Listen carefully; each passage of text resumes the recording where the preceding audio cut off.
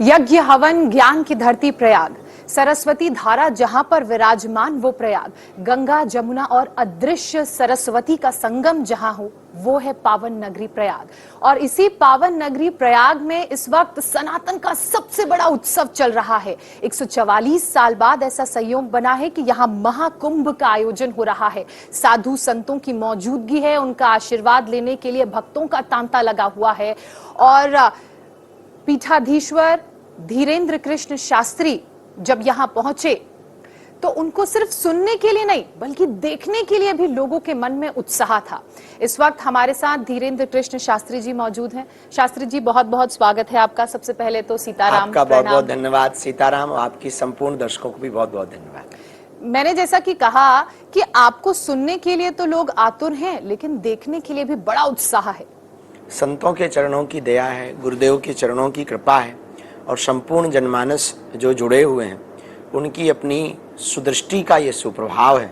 हमारे अंदर तो ऐसी कोई पात्रता नहीं है, लेकिन उनकी दृष्टि के कारण, उनके भावों के कारण जो है वो सब आते हैं और हमें आत्मीय बहुत प्रसन्नता होती है कि हम उनको मिल पाते हैं। और यहाँ महाकुंभ में खूब आनंद आ रहा है। आनंद आ रहा है। योगी आदित्यनाथ का कहना है कि एकता का ये महाकुंभ है जी, आप इस पर क्या कहेंगे? तैयारियां कैसी हैं?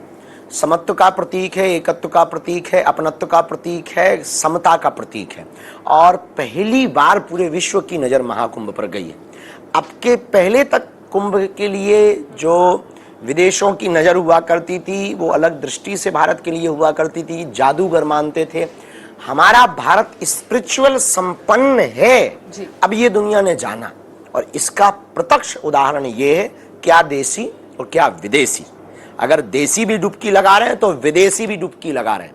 ऑक्सफोर्ड यूनिवर्सिटी से लोग आकर के यहाँ रिसर्च कर रहे हैं, अमेरिकन यूनिवर्सिटी से आकर के यहाँ रिसर्च कर रहे हैं कि इतना बड़ा मैनेजमेंट, इतने साधु, इतने संत, इतने महात्मा, जप तप यज्ञ पुण्य, इतना दान, इतना हवन, इतना भंडारा किस लिए, और 1 महीने में सब फिर चले जाएंगे, आखिर है क्या? ये उनके दिमाग के ताले खुले हुए हैं। निश्चित रूप से हिंदू जाग रहा, हिंदुत्व का तिरंगा लहरा रहा। विदेशियों का आपने जिक्र किया, विदेशियों के प्रति सनातन को लेकर इतना प्रेम कैसे जाग रहा है? ये निश्चित रूप से वर्तमान समय में सभी साधु संतों का बहुत अथक प्रयास है। उस अकल्पनीय प्रयास के प्रयत्न के कारण, एकत्व के कारण, व्यापकता दृष्टि के कारण, व्यापक समावेश के कारण, सबको बाहें फैला करके गले लगाने की दृष्टि का भाव अपने मन में सनातनियों के रखने के कारण पूरा विश्व खिंचा चला आ रहा है, डोर में बंधा हुआ चला आ रहा है। डोर में बंधा हुआ चला आ रहा है। शास्त्री जी, आस्था का ऐसा सैलाब सड़कों पर नजर आ रहा है कि भीड़ की भीड़ चली आ रही है। सर पे किसी के पोटली रखी हुई है, स्नान कर रहे हैं, आ रहे हैं, स्नान कर रहे हैं और जा रहे हैं। ये गांव गांव से लोग पैदल चल रहे हैं, 20 किलोमीटर, 10 किलोमीटर, कोई परवाह नहीं, चेहरे पर प्रसन्नता है, संगम में डुबकी लगा रहे, आह्लादित हो रहे, प्रसन्नचित हो रहे। क्या बड़ा, क्या छोटा, क्या ऊंच, क्या नीच, क्या साधु, क्या गृहस्थी, क्या सन्यासी, क्या विरक्ति, क्या जोगी, क्या तपी। यही सनातन की मूलभूत आधारशिला है कि हमारे यहाँ सबको अधिकार है, हमारे यहाँ सबको एक साथ डुबकी लगाने का अधिकार है, हमारे यहाँ एक घाट पर सबको स्नान करने का अधिकार है। उसी गंगा में पिछड़ा और बिछड़ा जिसको लोग कहते हैं वो डुबकी लगा रहे हैं, और इसी गंगा में देश का शंकराचार्य डुबकी लगा रहा है। इसी गंगा में वहीं संगम के किनारे पर सबसे छोटा व्यक्ति डुबकी लगा रहा, और सबसे अमीर स्टीव जॉब्स की पत्नी आकर के भी यहाँ डुबकी लगा रही है। यही हमारा सनातन है, यही सनातन का मूल स्तंभ है, यही हम दुनिया को दिखाना चाहें। महाकुंभ की इस धरती पर अधिकार तो वक्फ बोर्ड वाले भी जता रहे हैं। ये उल्लूपना की बात है, ये उल्लूपना की बात है, बेफिजूली के बयान है, इससे उनको बचना चाहिए। और जो ऐसा बयान दे उनके खिलाफ उनके जो गुरु हों उनको फतवा जारी करना चाहिए। ये अब्बा की जमीन नहीं, बब्बा की जमीन है। सदियों से सनातन लग रहा है। हमारे शंकराचार्य भगवान ने जो परंपराओं का निर्वहन किया, और जो महाकुंभ की सदियों से परंपरा है, और ये बेफिजूली की बातें करें, नहीं तो इस तरीके में अगर ज्यादा करेंगे तो फिर और जगहों पर भी बातचीत उठेगी। उनके भी कई स्थान हैं, उन स्थानों पर अगर हम उंगली उठाएंगे तो उनको नानी याद आ जाएगी। ये बात हम अपने आचार्य की भी मांग लगातार आप लोग कर रहे हैं, तो इसकी भी चर्चा होगी। सनातन बोर्ड हो या ना हो, पर वक्फ बोर्ड बंद हो जाए। हमारी ये मांग है, सनातन बोर्ड हो या ना हो, पर वक्फ बोर्ड बंद हो जाए। पहले तो ये फर्स्ट पॉइंट है। अरे हिंदू राष्ट्र बन जाए, हम सब बनवा लें। सबका तोड़ है हिंदू राष्ट्र। सनातन बोर्ड का तोड़ क्या है? हिंदू राष्ट्र। रामचरितमानस ना जले, इसका तोड़ क्या है? हिंदू राष्ट्र। गाय माता को सुरक्षित और संरक्षित राष्ट्र माता बनाने के लिए इसका तोड़ क्या है? हिंदू राष्ट्र। हिंदू राष्ट्र बनेगा तो गाय राजमाता राष्ट्रमाता होगी। अगर हिंदू राष्ट्र बनेगा तो मंदिर सरकारी अधिग्रहण के नियंत्रण से मुक्त हो जाएंगे। अगर हिंदू राष्ट्र बनेगा तो रामचरितमानस के ऊपर कोई राम के ऊपर उंगली नहीं उठा पाएगा, उसको फांसी की सजा होगी जो प्रभु श्री राम को ऊपर उंगली उठाएगा। अगर हिंदू राष्ट्र बनेगा तो मंदिरों की भूमि पर जो भूमाफियों ने कब्जा कर लिया है वो छुड़वाया जाएगा। हिंदू राष्ट्र बनेगा तो आने वाला 1,00,000 करोड़ का चढ़ावा दीनहीन गरीबों में दिया जाएगा।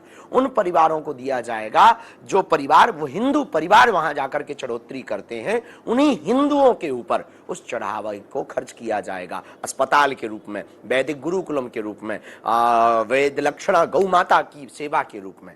तो हमें लगता है इन सबका तोड़ है, सबका निचोड़ है हिंदू राष्ट्र। एक कानून आने वाला है, एक अधिनियम आने वाला है जिसमें जो असीमित अधिकार हैं वक्फ बोर्ड को, उसको सीमित करने का प्रयास सरकार की तरफ से किया जाएगा। बहुत अनूठा है और ये सरकार को जल्दी लाना चाहिए। ये कानून बहुत जल्दी लाना चाहिए, क्योंकि हम सब सनातनियों के अंदर उबाल आ रहा है कि इस देश में समानता है तो फिर असमानता कैसी? वो भी इस देश में रहते, हम भी इस देश में रहते, उनकी अपनी पूजा पद्धति, हमारी अपनी पूजा पद्धति है, तो उनको अपना अधिकार है, हमको अपना अधिकार है। ठीक है, तो फिर उनको वक्फ बोर्ड है, उनकी अलग लाइन ऑर्डर चल रही है, हम लोगों को कुछ नहीं, उल्टा हमारा चढ़ावा लेकर के हज यात्रियों पर खर्च कर रहे हैं। तो हमारा यही कहना है कि जल्दी से जल्दी उसको बंद करें। सनातन बोर्ड जो है बाद में बना देना, ना भी बनाना, वक्फ बोर्ड बंद कर दो, चलेगा। इतने में ही हम संतुष्ट हैं। विश्व हिंदू परिषद की अभी एक बैठक हुई थी, उसमें साधु संत पहुंचे थे, महामंडलेश्वर पहुंचे थे, शंकराचार्य पहुंचे थे जी। उसमें एक और बात का जिक्र किया गया, जो सारी बातें आपने कही वो तो थी ही, एक बात ये थी कि जो सरकार के पास मंदिरों का अधिग्रहण है उसे मुक्त कराएंगे। जी, वही सरकारी नियंत्रण से मंदिर अधिग्रहण जो हमने अभी बात बोली है, हिंदू राष्ट्र से ही ये संभव है। ये सबको समझना पड़ेगा। हिंदू राष्ट्र मतलब एक वट वृक्ष है। हिंदू राष्ट्र जैसे दुबई है, हिंदू राष्ट्र नहीं है पर दुबई है, एक उदाहरण के तौर पर आप दुबई लीजिए, तो दुबई में इस्लामिक राष्ट्र है, वो शुद्ध इस्लामिक राष्ट्र, रहते सब हैं, पर लाइन ऑर्डर, उनकी नीतियां जो भी हैं सब उनकी इस्लामिक पद्धति के अनुसार है। एयरपोर्ट पर भी नमाज गाई जाती है, वहाँ भी अलाउंसर लगे हुए हैं, हवाई जहाज में भी अलाउंसर लगे हुए हैं। यहाँ अगर हम हवाई जहाज में हनुमान चालीसा गा दें तो कल के दिन ही आग लग जाएगी। अरे भाई, देश हिंदुओं का है, देश राम का है, देश राम के वंशज का है, बाबर का नहीं है, रघुवर का है, अकबर का नहीं है, रघुवर का देश है, ये श्याम का देश है, राम का देश है। इस देश में ही हनुमान चालीसा नहीं होगा तो क्या पाकिस्तान में होगा? हिंदू राष्ट्र की आप लगातार मांग कर रहे हैं। 160 किलोमीटर लंबी यात्रा आपने की, आगे भी आपकी यात्रा का दूसरा चरण जारी रहेगा। इसके अलावा सनातन के प्रचार प्रसार के लिए भी आप काम कर रहे हैं। लगता नहीं आपको ये लड़ाई बहुत लंबी जाएगी? कितनी भी लंबी जाए, 500 साल राम मंदिर के लिए लग गए अपने ही देश में, जिनका जहां प्रभु प्रकट हुए उसके लिए भी 500 साल लग गए। तो हमें लगता कि लंबी लड़ाई से महत्वपूर्ण नहीं है, विजय हो ये बहुत ज्यादा महत्वपूर्ण है। न हमें हिंदू हृदय सम्राट बनना है, न हमें बब्बर शेर बनना है, न हमें माला पहननी है। हमको, हमारा उद्देश्य सिर्फ इतना है कि हर हाल में हिंदू एक हो और हर हाल में भारत का हिंदू जागे और भारत देश हिंदू राष्ट्र घोषित हो। बस ये बगावत है हमारी। इसके लिए युवाओं को भी अपने साथ जोड़ना पड़ेगा बेझिझक। तो AI के बाद हम HI ला रहे हैं। आर्टिफिशियल इंटेलिजेंस के बाद में अब हम हिंदुत्व इंटेलिजेंस ला रहे हैं। हिंदुत्व इंटेलिजेंस से बिजनेसमैन हिंदू होगा, यूनिटी में हिंदू होगा, और यूथ को कनेक्ट करने के लिए भी उसमें बहुत से प्रोग्राम्स हैं। अखिलेश यादव आए थे संगम में, उन्होंने डुबकी लगाई। डुबकी तो बड़ी चर्चा का केंद्र रही, लेकिन जाते जाते वो भी बयान दे गए, कह गए कि ये जो खेल चल रहा है, सरकार जो खेल चला रही है वो बंद करे महाकुंभ में। उनका अपना निजी मत है और सरकारों में पार्टियां अपने आपस में एक दूसरे के ऊपर तीरवान छोड़ती रहती हैं। अभी तो हमें महाकुंभ पर ध्यान देना चाहिए, आस्था की डुबकी लगानी चाहिए, यहाँ आनंद लेना चाहिए, बस। अच्छा, एक कांग्रेस नेता भी हैं हुसैन दलवी, वो कह रहे हैं कि महाकुंभ में जो लोग पावन संगम में स्नान कर रहे हैं वो हाइजीनिक नहीं है, बीमारियां होंगी। हज की तरह हाइजीनिक स्नान होना चाहिए, ऐसी व्यवस्था होनी चाहिए। नहीं, यहाँ बीमारियां ठीक होती हैं, जो नहीं आ रहा है वो बीमार रहेंगे और उनको बीमारियां ज्यादा होंगी। और इस प्रकार के बयानबाजी उन्हें नहीं देनी चाहिए, वरना हम भी उनकी हज यात्रा पर बयानबाजी दे सकते हैं, उल्टा सीधा हम भी बोल सकते हैं, तो उनको बड़ा बुरा लगेगा, पेट में गड़बड़ी हो जाएगी। शुद्ध रूप से बहुत पवित्रता के साथ में संगम की व्यवस्था है और पानी बराबर धीरे धीरे धीरे धीरे बह रहा है। स्नान करने वाला पूरा पानी बह रहा है, डुबकी लगाते हैं लोग, और धीरे धीरे धीरे चलता जा रहा है, बहती हुई धारा है। और रही बात व्यवस्थाओं की, तो सरकार जितना कर सकती है, बहुत लोग हैं, करोड़ों लोग हैं, निश्चित रूप से बहुत अनूठा संयोग है और बहुत अच्छी व्यवस्था है। इसके अलावा अगर मैं बांग्लादेश के हालात की बात करूं तो हम सबको मालूम है, और कुछ उसी तरह की परिस्थितियां कुछ शरारती तत्व भारत में भी पैदा करने की कोशिश कर रहे हैं। देखिए, बांग्लादेश की हालत खराब हो गई तो हिंदुओं को पता लग गया, हिंदू जग गया। एक चीज की कमी है हिंदुओं के पास, शस्त्र और शास्त्र। हिंदू जिस बात पे मात खा रहा वो है शास्त्र और शस्त्र, माला और भाला।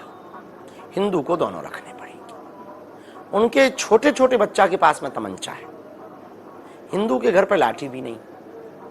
हम इलीगली शस्त्रों की तरफ हिंदुओं को नहीं ले जाना चाह रहे, लेकिन जो लीगली है, जिसका लाइसेंस मिल सकता है, जिसकी व्यवस्था हो सकती है, वो हिंदुओं को परिपक्व रूप से रखना चाहिए। लेकिन माला भी और भाला भी, क्योंकि हम युद्ध के लिए प्रेरित नहीं कर रहे हैं। पर कल के दिन अगर तुम पे अटैक हो ही जाए बांग्लादेश जैसा, और आर्मी पुलिस बेचारी परेशान हो जाए, तो कम से कम आप देश की आर्मी का सपोर्ट तो कर पाओ, देश की तरफ से तो लड़ पाओ देशद्रोही ताकतों से। तो हमें लगता है शस्त्र और शास्त्र दोनों हिंदुओं को रखना। शास्त्री जी, लेकिन सनातन तो कहता है कि प्रेम से सारे कार्य करने चाहिए, सबको एक साथ। लेकिन अगर कोई एक गाल पे चांटा मारे और फिर भी वो चुप ना बैठे, तो हम दूसरा गाल कर सकते हैं, पर दूसरे गाल पे भी चांटा मार दे तो फिर हमारे पास एक ही उपाय है कि अब हम ही ठोकेंगे। हाँ, और क्या कर सकते हो।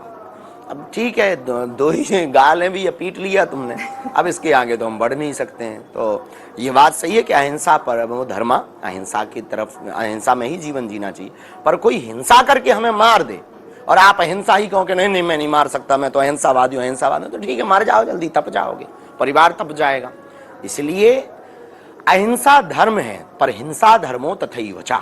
अपने समाज के लिए, देश के लिए। अब जैसे अहिंसा अगर परम धर्म है, तो देश के सैनिक तो आतंकवादियों को मारते हैं, वो तो पाप हो गया? नहीं, वो पाप नहीं है, क्योंकि जो देश के साथ गद्दारी करेगा, जो देश में आकर के बम फोड़ेगा, उसको मारना ही चाहिए। उसी प्रकार जो तुम्हारे घर को तोड़े, जो हिंदुत्व को तोड़े, हिंदुओं की बहन बेटियों के ऊपर लेकिन इसके लिए तो कानून व्यवस्था है ना, फिर तो कानून अगर हाथ उठा ले। बांग्लादेश में हुआ क्या? बांग्लादेश में हुआ क्या? वहां भी तो कानून था, वहां कानून की नहीं चली। तो कानून के अगर हाथ खड़े हो जाए और कानून ना संभाल पाए, तब की व्यवस्था अभी से जारी रखनी चाहिए। हमें लगता है माला और भाला दोनों बहुत जरूरी। अभी आपने युवाओं का जिक्र किया, आपने कहा कि उन्हें लाना है सनातन की तरफ। आपको क्या लगता है कि पश्चात सभ्यता की तरफ वो ज्यादा आकर्षित क्यों हो रहे हैं? क्या वो कारण है? हमारे देश के युवाओं को 3-4 चीजों ने बहुत ग्रसित कर लिया। एक तो स्क्रीन ने उसे बहुत ग्रसित कर लिया, तो वो 8 से 9 घंटे मोबाइल पर बर्बाद कर रहा है। स्क्रीन टाइमिंग तो इसे कहते हैं, सोशल मीडिया को उसे फोबिया हो गया। फोबिया नहीं कहेंगे, सोशल मीडिया को उसे एडिक्शन हो गया है, एक लत लग गई। तो एक ये बहुत बड़ी दिक्कत हो गई। नशा सबसे बड़ी दिक्कत हो गई है युवाओं के जीवन में। और तीसरी सबसे बड़ी दिक्कत हो गई कि हमारे युवा पाश्चात्य संस्कृति में इतनी डूबते चले जा रहे हैं कि भारतीय संस्कृति की महानता ही नहीं समझ पा रहे। इन तीनों चीजों से निकालना बहुत ज्यादा जरूरी है। पहले तो नशा, कैसे भी करके उनको नशा, दोनों नशा, एडिक्शन, जो मोबाइल का एडिक्शन है वो भी, और जो नशा की लतें लगे दूसरा वाला, तो हमें लगता है कि इनसे उनको निकालना बहुत जरूरी, और देशभक्ति का नशा उनके जीवन में भरना बहुत जरूरी। और ये कैसे होगा? जन जागरण से, विचारों की क्रांति से, और सामाजिक चेतना से, और अपनी संस्कृति की महत्वता बताने से, और उनको फील करवाने से, अनुभव से। प्रैक्टिकल चीजों पे लोग ज्यादा भरोसा करते हैं, तो उनको मेडिटेशन, ध्यान, सनातन का आनंद, उत्साह, ये सब जब वो आनंद अपने जीवन में लेंगे, और एक बार भी अगर इस रस को उन्होंने प्राप्त कर लिया, तो वो निश्चित रूप से उस व्यसन योग इसमें कितनी बड़ी भूमिका निभा रहा है? सिर्फ मैं फिजिकल योग की बात नहीं कर रही हूँ, योग के बहुत आयाम हैं। जी, योग की, देखो, योग की आंतरिक और बाह्यिक दोनों भूमिका बहुत महत्वपूर्ण है। शरीर को भी बलिष्ठ करता है और मन को भी बलिष्ठ करता है। कॉन्फिडेंस लेवल भी बहुत हाई करता है, और पीस भी बहुत देता है। पीस के साथ साथ इंटेलेक्चुअलिटी की तरफ ब्रेन को बहुत आगे डेवलपमेंट करता है, और IQ लेवल भी बहुत हाई करता है। योग स्पंदन भी करता है, ब्रेन को स्पंदन भी करता है, वाइब्रेट भी करता है, और ब्रेन को रिचार्ज भी करता है। तो योग मानसिक रूप से और शारीरिक रूप से, बॉडी और ब्रेन दोनों के लिए इतना महत्वपूर्ण है। यूँ मान के चलिए कि डिस्चार्ज मोबाइल को अगर चार्ज में लगा दो तो वो अपनी ज़िंदगी चल पड़ता है, उसमें एक प्रकाश जागृत हो जाता है। वैसे ही योग का महत्व है कि अगर आप ध्यान में उतरते हैं तो आपका जो ब्रेन बहुत शिथिल पड़ चुका है वो निश्चित रूप से चार्ज हो जाएगा और उसमें तरंगे, चेतना की तरंगे, जिंदगी जीने की तरंगे, हैप्पीनेस की तरंगे, पीस की तरंगे निश्चित रूप से योग के बल पर आप पा पाएंगे। बहुत बहुत शुक्रिया आचार्य जी, शास्त्री जी, हमसे आपको बातचीत धन्यवाद। करने के लिए धन्यवाद।